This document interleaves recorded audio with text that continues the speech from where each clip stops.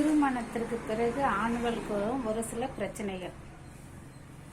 அம்மா, நான் என்ன சொல்றேன்னா, திருமணத்திற்கு முன்னாடி உங்களுடைய மகன் உங்களுக்கு மகனாக மட்டும் இருந்தாங்க. அந்த பாசம் உங்களுக்கு உங்களுடைய பையனோட பாசம் உங்களுக்கு முழுமையா கிடைச்சிருக்கும்.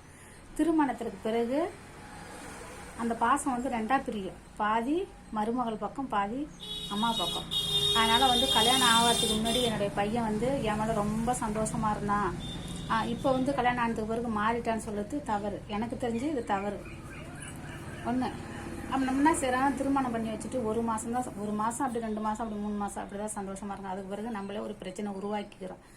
கல்யாணம் ஆகாததுக்கு முன்னாடி இந்த மாதிரி என் பையன் இப்போ பாசமாக இருக்க மாட்டேங்கிறான், அவன் பொண்டாட்டி பேச்சு கேட்குறான், அவன் சொல்கிறது தான் கேட்குறான், அவன் பொண்ணுக்கு அதை வாங்கிட்டு போய் கொடுக்குறான், இதை வாங்கிட்டு போய் கொடுக்குறான், என்னட்டா முன்னே இருந்த மாதிரி சரியாக பேசுறது கிடையாது, அதுக்கு முன்னாடி இந்த பாசமாக இருந்த மாதிரி இப்போ இருக்குது இல்லைன்னு சொல்லிட்டுலாம் ரொம்ப தப்பு. அம்மா, நான் என்ன ஒன்று சொல்கிறேன்னா, நம்ம கல்யாணம் ஆகி புதுசாக கல்யாணம் ஆகிருக்கக்குள்ள நம்ம ஒரு சில விஷயங்கள்லாம் வந்து நம்ம கணவர்கிட்டேருந்து எதிர்பார்த்துருப்போம்.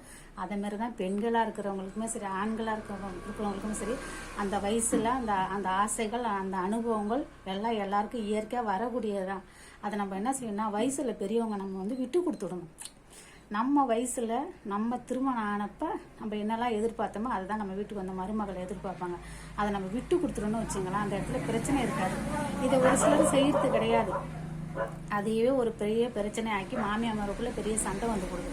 சண்டை வந்ததுக்கு பிறகு ரெண்டுக்கு முதல்ல யார் மாட்டிக்கிட்டு முடிக்கிறாங்க, உங்களுடைய பையன்.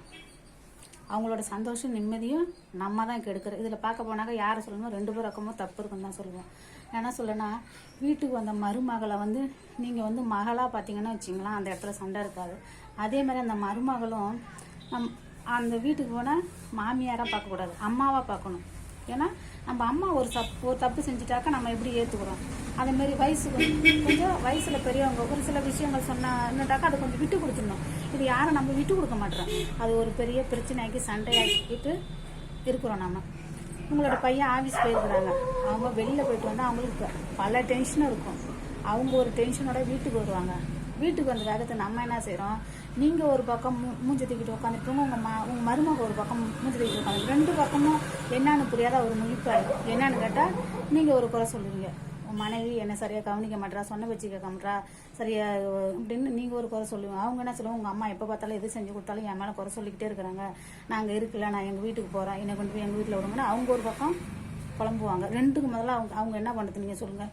இந்தாண்ட பெத்து வளர்த்தா அம்மாவும் வேணும், அந்தாண்ட தன்னை திருமணம் செய்துட்டு வந்து மனைவி வேணும். இது 2 பக்கத்தில் யார் பக்கம் பேச முடியும்? யார் பக்கமும் அவங்க பேச முடியாது. அந்த இடத்துல அவங்க தான் ஒரு குற்றவாளி மாதிரி நிற்கிறாங்க. நம்ம என்ன ஒன்று தெரிஞ்சுங்கன்னா, நீங்கள் 2 பேரும் விட்டு கொடுத்து வாழ்ந்தீங்கன்னா வச்சுங்களா, ஒருத்தருக்கு ஒரு சில விஷயங்களை விட்டு கொடுத்து வாழ்ந்தீங்கன்னா வச்சுங்களா, அவங்களுக்கு பிரச்சனை இருக்காது.